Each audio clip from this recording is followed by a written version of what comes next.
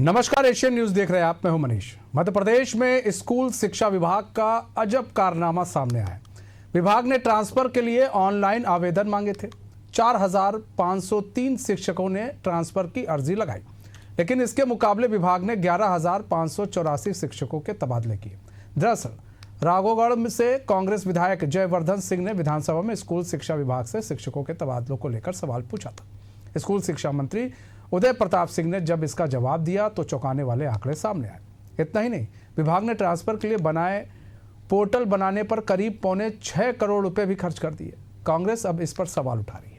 School शिक्षा मंत्री ने विधानसभा में ये जवाब दिया कि कांग्रेस विधायक जयवर्धन सिंह के सवाल के जवाब में स्कूल शिक्षा मंत्री राव उदय प्रताप सिंह ने बताया कि नए पोर्टल 3.0 को तैयार करने के लिए केंद्र सरकार की संस्था निक्सी को 9 सितंबर 2024 को वर्क ऑर्डर दिया गया था, जिसकी कुल लागत 5,70,00,000 थी।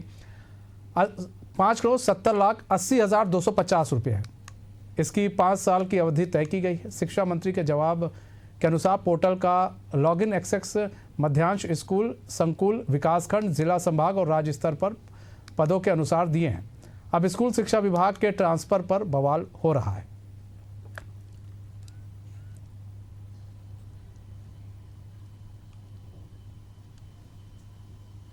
स्कूलों की छुट्टियां बढ़ाई जाएंगी।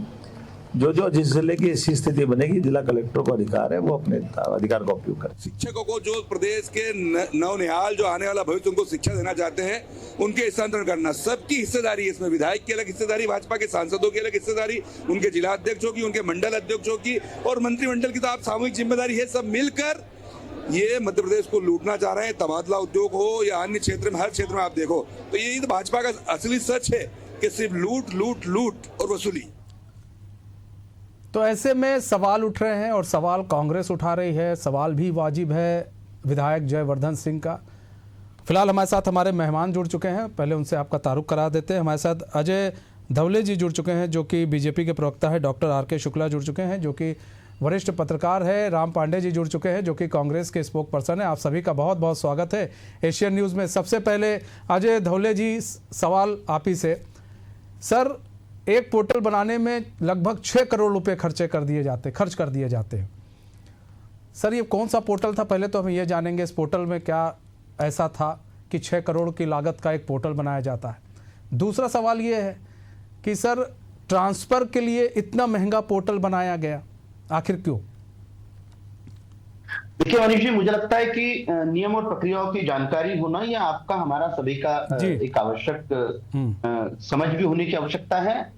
जिस प्रकार से ये डेटा का युग है, जिस प्रकार से टेक्नोलॉजी का युग है, तो इस प्रकार का जो पेपरलेस, जिसको हम वर्क कल्चर बोलते हैं, उसकी तरफ जाने वाला मध्य प्रदेश है। जो मध्य प्रदेश सरकार ने आज माननीय मंत्री जी ने भी विधानसभा में स्पष्ट किया है कि एक पारदर्शी और नियम संगत प्रक्रिया को एक ट्रांसपेरेंट तरीके से लागू करने के लिए, जिसके माध्यम से ये शिक्षक अपनी आवेदन उस पोर्टल के माध्यम से जमा कर सके, पूरा का पूरा डेटा डिजिटलाइज रहे और इस ट्रांसपेरेंट सिस्टम का हम उसका उपयोग कर सके। तो उसके लिए ये पोर्टल बनाया गया था। 5.70 करोड़ रुपए इस पे खर्चा हुआ था और एक पूरी प्रक्रिया के तहत ये पोर्टल का निर्माण हुआ है। बाकायदा EOI आमंत्रित करके जो पैनल्ड एजेंसी है उनके थ्रू ये काम कराया गया। रहा विषय ये कि पोर्टल का उद्देश्य क्या था, तो ये उद्देश्य बड़ा ट्रांसपेरेंट था कि जिस प्रकार से शिक्षकों को कहीं जो स्वैच्छिक स्थानांतरण की नीति थी या प्रशासनिक स्थानांतरण के लिए भी आवश्यकता पड़ती थी, ये सारे के सारे पोर्टल के माध्यम से वो लोग अपने ट्रांसफर आदेशों को प्राप्त भी कर सकते थे और आवेदन भी इसके माध्यम से किए। लगभग 10 से अधिक विद्यालयों का आप इसमें आप डेटा दे सकते हो कि आप कहाँ जाने के लिए इच्छुक हो। तो एक पूरा स्वैच्छिक स्थानांतरण की नीति को इम्प्लीमेंट काम किया। मुझे लगता है मध्य प्रदेश के जितने भी शिक्षक थे उस पोर्टल के माध्यम से उन्होंने जो सहूलियत हुई थी, उन्होंने जो बेनिफिट्स हुए थे, उससे वो सभी लाभान्वित हुए। तो आज जो पोर्टल पे प्रश्न चिन्ह खड़ा कर रहे हैं, वो लोग हैं जिन्होंने पेपर्स के माध्यम ट्रांसफर करके किस प्रकार से तबादला, प्रकार से अर्जियां एक जगह से दूसरी जगह करने में, जिन लोगों का स्टेशनरी में जो खर्चे के माध्यम से जिन्होंने अपनी सरकारें चलाई है, वो आज इस टेक्नोलॉजी के युग में पोर्टल पे प्रश्न चिन्ह खड़ा कर। राम पांडे जी, प्रश्न चिन्ह खड़ा कर रहे हैं आप लोग, क्यों खड़ा कर रहे हैं भाई? ट्रांसपेरेंट सारी चीजें होनी चाहिए, इसलिए पोर्टल बनाया गया। लेकिन अभी ये भी जवाब हमको नहीं दे पाया अजय जी कि इतना महंगा पोर्टल क्यों बनाया गया। इतना महंगा पोर्टल बनाने की जरूरत क्या थी? 6 करोड़ कम नहीं होते हैं। जी देखिए, आप यदि उनसे पूछते 6 करोड़ का बनाया है तब भी उनका यही जवाब होता। आप कहते 600 करोड़ में क्यों बनाया, तब भी उनका यही जवाब होता। आप कहते 6000 करोड़ में क्यों बनाया है, तब भी उनका यही जवाब होता। क्योंकि उनको नहीं पता है कि पोर्टल अधिकतम कितनी राशि में बन जाता है और न्यूनतम कितनी राशि में बन जाता है। पोर्टल बनाने के लिए 2, 4, 5, 10 हजार से शुरू होता है और 10-5 लाख तक बन जाता है। कोई बहुत अच्छी इंडिया लेवल की कंपनी होगी तो वो 10-20 लाख रुपए ले लेगी, इससे ज्यादा उसमें खर्चा नहीं आता है। और अभी तक भी ट्रांसफर हो रहे थे। कमलनाथ सरकार को तो 5 साल हो गए। 5 साल पहले कमलनाथ जी ने शिक्षकों के जो भी ट्रांसफर किए थे, ऑनलाइन किए थे, उनसे मांगे थे कि भाई पति पत्नी एक जगह हो जाए, कोई म्यूचुअल ट्रांसफर हो जाए। हर एक की उन्होंने परेशानियों का ख्याल रखा और सबसे आवेदन मंगवाए थे। और कुछ दिनों के अंदर ही उन्होंने करीब 40,000 ट्रांसफर कर दिए थे। और उस समय तो पोर्टल का कोई खर्चा ही नहीं था, ना मीडिया में आया, ना जनता के बीच में आया कि पोर्टल पर कोई खर्चा हुआ है। और जब कमलनाथ जी के जमाने में 40,000 शिक्षकों का ट्रांसफर उसी पोर्टल से हो सकता है, तो फिर उसमें ये 6 करोड़ बर्बाद करने की क्या जरूरत थी। और कोई एक मामला नहीं है ये ऐसा कि 6 करोड़ मामला यहाँ इन्होंने बर्बाद किया है। अभी कुछ दिन पहले की बात है, 14-15 किलो काजू 4-5 अधिकारी खा जाते हैं। उसके पहले की बात है कि आंगनबाड़ी में कुछ सामान खरीदा गया था, उसमें जो स्पून की जो 10-15 रुपए 20 रुपए की जो स्पून आती है अधिकतम, वो इन्होंने 1000-1200 रुपए में खरीदी थी। तो जो बाजार में जिस कीमत पर हमको और आपको सामान मिलता है, उससे ये 20 गुना ज्यादा कीमत में सामान खरीदते हैं। जबकि होता क्या है कि हम बार्गेनिंग करते हैं। कोई 100 रुपए की चीज दे रहा है तो हम कहते हैं भाई 90 में क्यों नहीं, 80 में क्यों नहीं। ये कहते हैं 100 रुपए की चीजें आप तो 10,000 में दीजिए, वो हम सब कर लेंगे, वो हमारा सब मैनेजमेंट है। और बात मीडिया में आ भी जाएगी तो हमारे यहाँ कोई मंत्री से कोई इस्तीफा नहीं लिया जाता है। चलिए, आपने 600 करोड़ में पोर्टल बना लिया, ठीक है।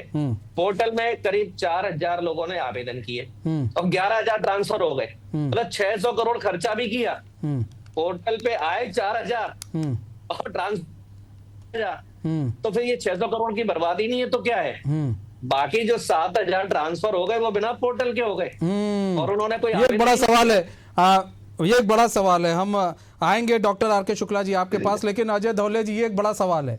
4,000 जो शिक्षक हैं उन्होंने ट्रांसफर की अर्जी लगाई, 11,584 शिक्षकों के तबादले हो गए, यानी कि लगभग 11,000 के, माफ कीजिएगा, लगभग उससे 10,000 के लगभग हम बात करें तो फिर सब शिक्षकों हो गया पहले तो वहीं पे। मैं आपके प्रश्न का उत्तर देता हूं। देखिए, जब प्रशासनिक प्रक्रिया, जब हम डिबेट कर रहे हैं जो करता है तो थोड़ा सा हमें भी प्रशासनिक प्रक्रिया की समझ होने की आवश्यकता है। 11,584 शिक्षकों के ट्रांसफर हुए, जो स्थानांतरण की अवधि मध्य प्रदेश की सरकार ने शुरू की थी। 7,976 स्वैच्छिक ट्रांसफर हुए जिसके आवेदन लगे थे, स्वैच्छिक ट्रांसफर थे।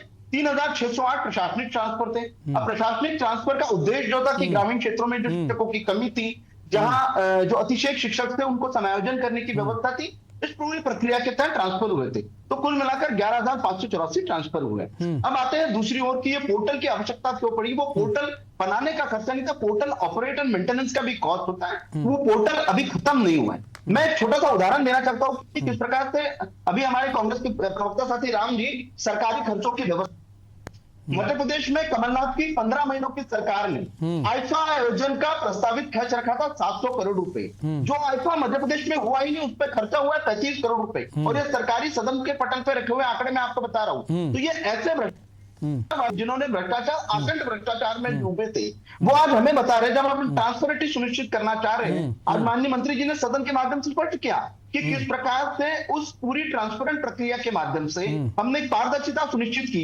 इन्होंने जो 35,000 ट्रांसफर किए थे 15 महीने में, उसमें ऐसे कई शिक्षक थे और हमारे पास तो पूरा डेटा भी है, जिनके ट्रांसफर एक ही वर्ष में, जबकि शिक्षकों का ट्रांसफर सिर्फ एकेडमिक ईयर में होता है, इन्होंने एकेडमिक ईयर की। लेकिन सर लेकिन अजय भाई ये भी समझना होगा ना कि आपने कहा कि इतना, देखिए आपने सब कुछ समझाया अच्छे तरीके से, हमने सुना भी और हमने समझा भी, लेकिन अजय भाई ये भी तो है ना कि 10,000 शिक्षकों का ट्रांसफर पहले हो चुका है, यानी कि अगर ऐसे देखे तो अगर आवेदन आया आपके पास 4,000 के लगभग, तो 9,000 समथिंग के लगभग जो है आपने ट्रांसफर कर दिया था।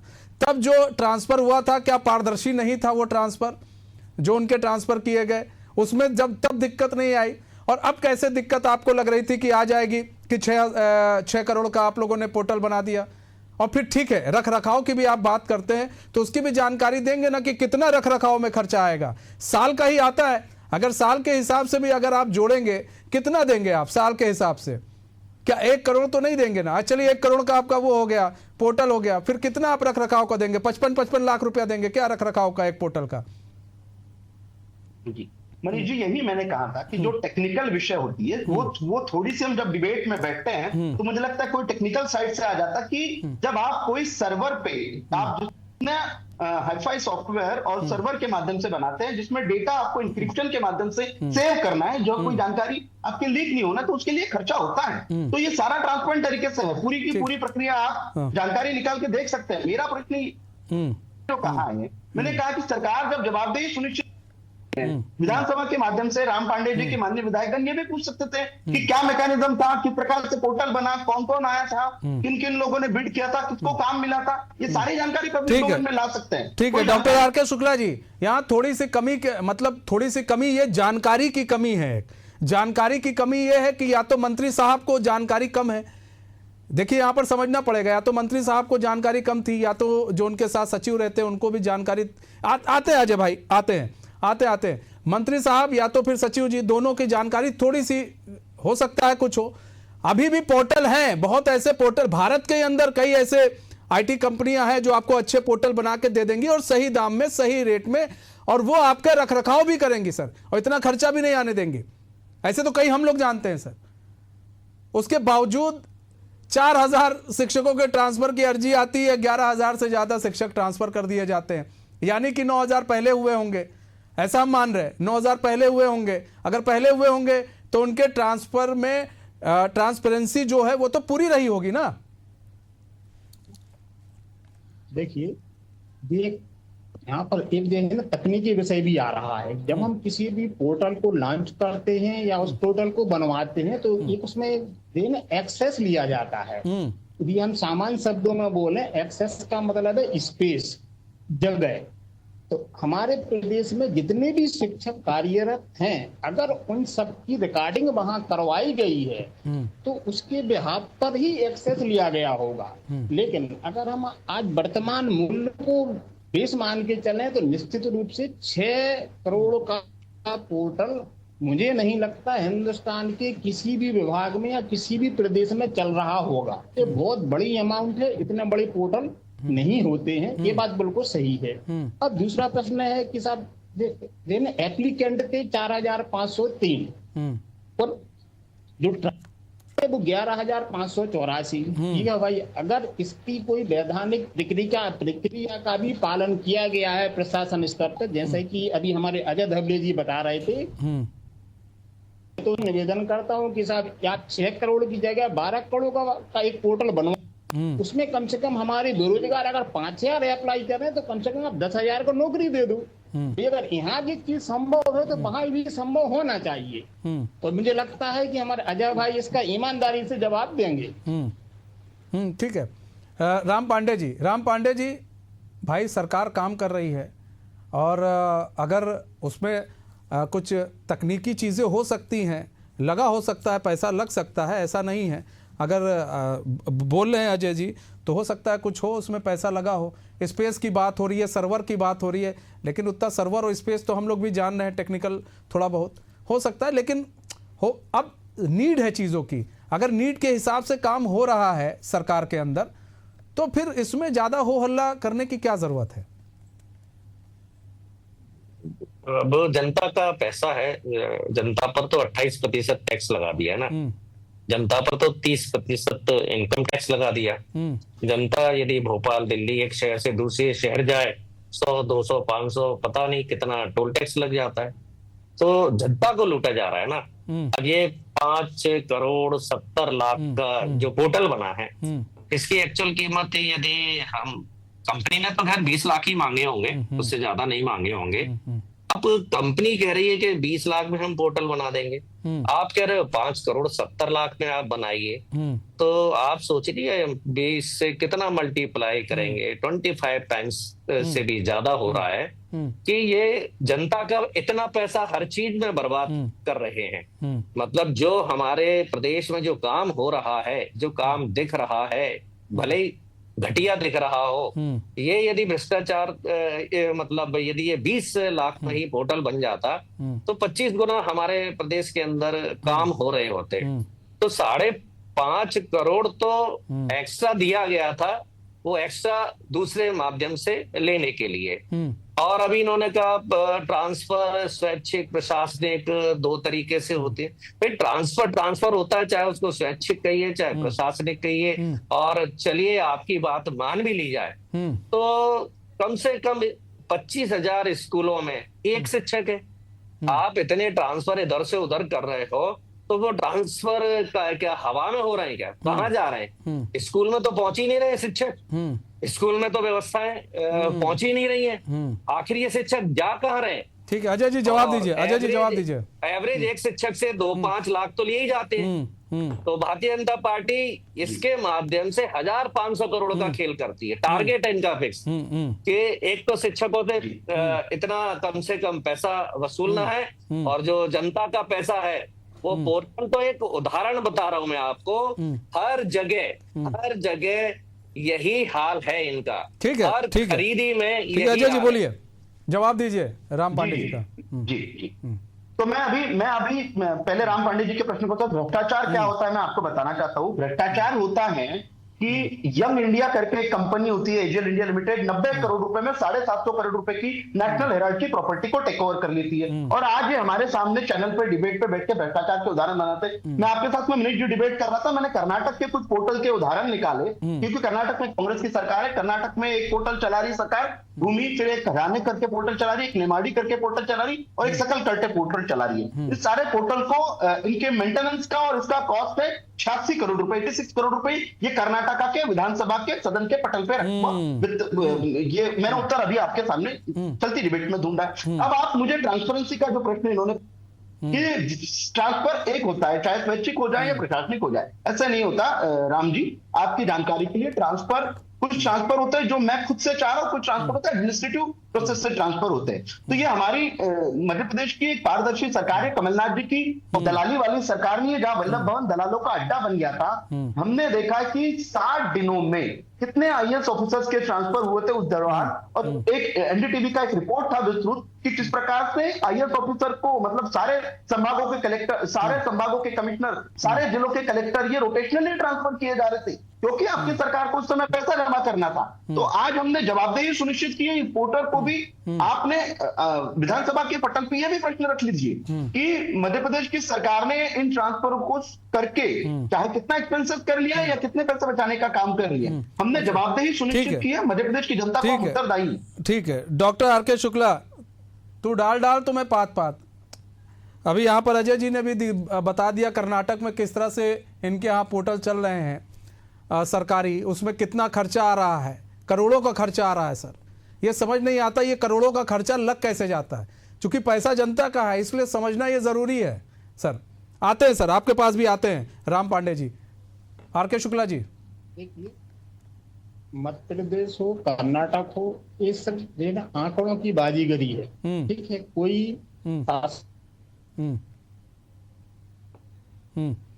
ठीक है, लगता है राम पांडे जी। ठीक है, आर.के. शुक्ला जी से लगता है हमारा संपर्क टूटा। ठीक है राम पांडे जी जवाब दीजिए। देखिए आपको याद होगा भारतीय जनता पार्टी और आरएसएस का अब तक का सबसे बड़ा जो आरोप था वो था विदेशों में काला धन जमा है, और इतना काला धन जमा है कि 15-15 लाख सबके अकाउंट में आएंगे, और 400 लाख करोड़ 500 लाख करोड़। नरेंद्र मोदी जी भी भाषणों में दावा करते थे, भारतीय जनता पार्टी का हर नेता भाषणों में दावा करता था, और ये आज तक उस पैसे को नहीं ला पाए। तो मैं इस माध्यम से ये कहना चाह रहा हूँ, ये कर्नाटक हो या कहीं पर भी बात हो या कमलनाथ जी की सरकार हो, ये कितनी भी बड़ी झूठी बात कर सकते हैं यदि इनकी बात में दम होती तो आज हम सबके अकाउंट में 15-15 लाख आते, नहीं आते तो काला धन तो आता। इन्होंने जिस कंपनी की बात की, यंग इंडिया कंपनी, वो हमारी कंपनियां है, कांग्रेस की कंपनियां है, सारी कंपनियां कांग्रेस की है। कोई उसमें जनता का पैसा नहीं है, कोई सरकार का पैसा नहीं है, कोई बीजेपी की पार्टी नहीं है। और 56 घंटे ईडी राहुल गांधी जी से पूछताछ कर चुकी है, राहुल गांधी जी जवाब दे चुके हैं, 11 साल उस को मामले को हो गए हैं। तो उस मामले में तो जब तक लेकिन सर कर्नाटक के पोर्टल का जवाब तो दे दीजिए। 84 कितना करोड़ बताया जय धवले जी ने? शायद 84 करोड़ बताया। अरे वो 84 रुपए भी नहीं है, कुछ नहीं है, उन्होंने ऐसे ही मन से बोल दिया। झूठ बोलते हैं ना बीजेपी वाले। यदि सही बोलते तो 15 लाख आपके अकाउंट में आंकड़े दिखा रहे हैं सर। मैं यही कह रहा हूँ ना, मैं यदि ये 1% भी सही होते तो 15 लाख मेरे और आपके अकाउंट में होते। क्या विदेशों से काला धन आया? नहीं आया ना। इन्होंने सबने किया, रामलीला मैदान में आंदोलन किया। इन्होंने क्या, काला धन आएगा तो पेट्रोल 35 रुपए मिलेगा, काला धन आ जाएगा तो इनकम टैक्स बंद हो जाएगा, काला धन आ जाएगा तो डॉलर 1 रुपए के बराबर हो जाएगा। मतलब उस पर बोल बोल के इन्होंने सरकार बना ली। मैं ये बताना चाहता हूँ कि ये लोग इस मामले में सफेद झूठ बोलते हैं, इन पर कभी विश्वास नहीं किया जाए। ये कह रहे थे वल्लभ भवन में दलाल थे, अब तो पता है भड़ुए रड़ुए सब पहुंच गए वल्लभ भवन में। अब गुंडे बदमाश नहीं, राम पांडे जी, अरे इतने वरिष्ठ नेता होकर सर इस तरह के शब्दों का यूज नहीं। राम पांडे जी नहीं, अभी तक इतना बढ़िया सा डिबेट चल रहा था, आखिरी में इस तरह के शब्दों का प्रयोग नहीं। राम पांडे जी, ये हम इजाजत नहीं देंगे। नहीं सर, नहीं राम पांडे जी, अब आप बताइए इस तरह के शब्दों का यूज करके आप अपनी पार्टी का चेहरा दिखाने की कोशिश कर रहे हैं, आप प्रेजेंट कर रहे हैं अपनी पार्टी। मैंने बोला ना, अरे आप जब इन्होंने बोला आप चुप रहे, आपने कुछ नहीं बोला। राम पांडे जी, क्या गजब की बात है।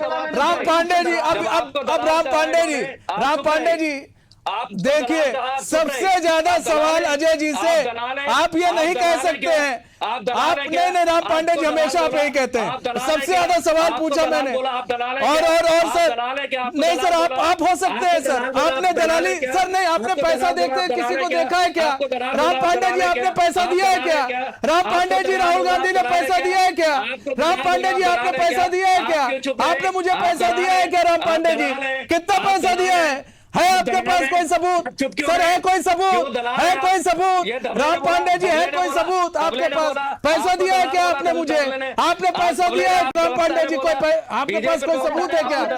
नहीं सर, आप क्या कर रहे हैं? आप किसके सर, आप किसकी चाटुकारी क्या कर रहे हैं राहुल गांधी की?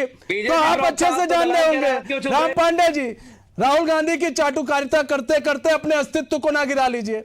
राहुल गांधी की चाटुकारिता करते करते अपने अस्तित्व को ना गिरा लीजिए सर। आप राहुल गांधी की चाटुकारिता करके अपने अस्तित्व को ना गिराइए सर। नहीं, वही कह रहे हैं सर, आप लोग किसके तल में चाट रहे हैं सर, वो सब मालूम है सर, वो सब दिखा रहे हैं सर। आपकी सभ्यता दिख रही है, कांग्रेस पार्टी की सभ्यता दिख रही है सर, कांग्रेस पार्टी की सभ्यता दिख रही है। राम पांडे जी, आपके रूप में कांग्रेस पार्टी की सभ्यता दिख रही है। कितने सभ्य हैं आप, वो भी दिख रहा है राम पांडे जी। कितने सभ्य हैं आप, आपकी सभ्यता दिख रही है। कितने पढ़े लिखे हैं, इतनी एजुकेशन किस काम की सर, जब आपके जुबान में सभ्यता ही नहीं है सर। आपके जुबान में सभ्यता नहीं है तो इतना पढ़ा लिखा किस काम का व्यक्ति? नहीं सर, राम पांडे जी, इतनी पढ़ाई लिखाई किस काम की जब सभ्यता नहीं है आपके जुबान में सर? आप सभ्यता नहीं है सर, आप या पढ़े लिखे अनपढ़ों वाली बात कर रहे हैं सर। बौद्धिक क्षमता की कमी है राम पांडे जी, इसको समझिए राम पांडे भाई साहब, बौद्धिक क्षमता की कमी है ना। बौद्धिक क्षमता की कमी है राम पांडे जी, ये समझिए, बौद्धिक क्षमता की कमी है, इसलिए आप इस तरह की बात बोल रहे हैं। बौद्धिक क्षमता की कमी है आपके अंदर। थोड़ा सा पढ़िए, थोड़ा हम लोग चाहेंगे थोड़ा कांग्रेस पढ़े। हम पर सवाल उठा रहे हैं, मैंने डिबेट किस पर रखी है वो भी देख लें, मैंने डिबेट किस पर रखी है वो भी देख लें। और सर कांग्रेस पार्टी का, और सर कांग्रेस पार्टी की इतनी औकात है मनीष वर्मा को खरीदने की, तो सर बुला दीजिएगा। अभी राहुल गांधी की भी इतनी औकात नहीं कि सर मनीष वर्मा को खरीद पाए।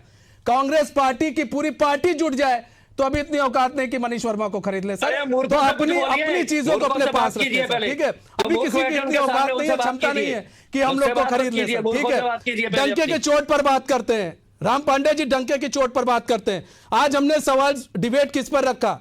मैंने सवाल सबसे ज्यादा अजय धौले जी से पूछा, सबसे ज्यादा तीखे सवाल इनसे पूछे, फिर भी आप हम लोग पर सवाल उठा रहे हैं। आप कह रहे हैं आप हम पर सवाल उठा रहे हैं। नहीं सर, आप अभद्र भाषा का उपयोग करेंगे तो मैं बोलूंगा, आप किसी को भी अभद्र भाषा का प्रयोग करेंगे मैं बोलूंगा। नहीं अजय ना सर, नहीं सर, अगर अजय धौले जी बोले होते तब भी मैं रोकता, उन्होंने अजय धौले जी बोलते तब भी मैं चुप मैं बोलता। क्या बोला अजय धौले जी ने, क्या बोला अजय धौले जी ने, एक शब्द बताइए अजय धौले जी ने बोला। दलालों का अड्डा था, बताइए ना सर। बोला, आप चुप रहे सर, हमें नहीं बोला, ना ही उन्होंने ऐसे शब्दों का प्रयोग किया। मैं उन्होंने क्या बोला है सर? नहीं सर, आप या तो फिर सर समझिए, आप इतने सभ्य इंसान हैं राम पांडे जी, लेकिन सभ्यता ऐसे अपने एक रिपोर्टेड चैनल को लोग सड़क का चैनल बना रहे हैं। यही है ना, राम पांडे जी समझना चाहिए राम पांडे जी। और मैं एक बहुत क्लियर मैसेज देता हूँ सर, मैं बहुत क्लियर मैसेज देता हूँ कि अभी सर किसी पार्टी में इतना दम नहीं है कि मनीष वर्मा को खरीद सके, अभी इतना दम नहीं है सर, इस बात को आप याद रखिएगा। और दलाल जैसे शब्दों का प्रयोग मुझ पर करने से पहले सबूत रखिएगा सर, मुझे दलाल कहने से पहले सबूत रखिएगा सर, उसके बाद आप कोई मेरे खिलाफ शब्द का यूज कीजिएगा। कांग्रेस पार्टी ने पैसा दिया है क्या मुझे? आप चुप क्यों थे? नहीं सर, कांग्रेस पार्टी ने पैसा दिया है क्या? नहीं, आपने मुझे कैसे कहा सर? आपने आप अभद्र शब्दों का प्रयोग करेंगे तो क्या आदमी वो रहेगा, चुप रहेगा? कांग्रेस को क्यों गर्त में सर ये समझना पड़ेगा राम पांडे जी, हमें बड़े संयमता से जवाब देना पड़ता है राम पांडे जी, हमें अपनी बौद्धिक स्थिति नहीं खोनी है डिबेट के अंदर सर, बौद्धिक स्थिति नहीं खोनी होती है राम पांडे जी, हमें बौद्धिक स्थिति नहीं खोनी होती है। आप क्या कहेंगे उसको? सर मैं तो बोल ही रहा हूं आपसे, आपने आप हमसे कैसे बोल सकते हैं सर? उन्होंने आपको कब दलाल कहा है? कमलनाथ जी उत्तर देंगे। नहीं सर, गलत शब्दों का यूज नहीं, मैं रोकता हूं, ठीक है। और मैंने सबसे ज्यादा सवाल आज बीजेपी से किया है, यहाँ वरिष्ठ पत्रकार हैं, आप भी हैं और इस बात की गवाह आप भी हैं, लेकिन सर इस तरह के शब्दों का यूज करके चीजों को और खराब ना कीजिए आप लोग। आप एक सर एक राष्ट्रीय पार्टी के अच्छे प्रवक्ता हैं, दलाल बोल रहे हैं, ठीक है। अब आपके कान कहां चलिए सर, चलिए, हमारे पास समय कम है फिलहाल। बहुत बहुत धन्यवाद आप सभी मेहमानों का हमारे साथ जुड़ने के लिए और अपना बहुमूल्य समय देने के लिए। तो देखिए, ये समझना पड़ेगा प्रवक्ताओं को कि बार बार ये मीडिया पर सवाल उठाने से, किसी एंकर पर सवाल उठाने से वो खुद अपने बौद्धिक स्थिति का परिचय देते हैं कि वो कितना पढ़े लिखे हैं और कितना सभ्य है।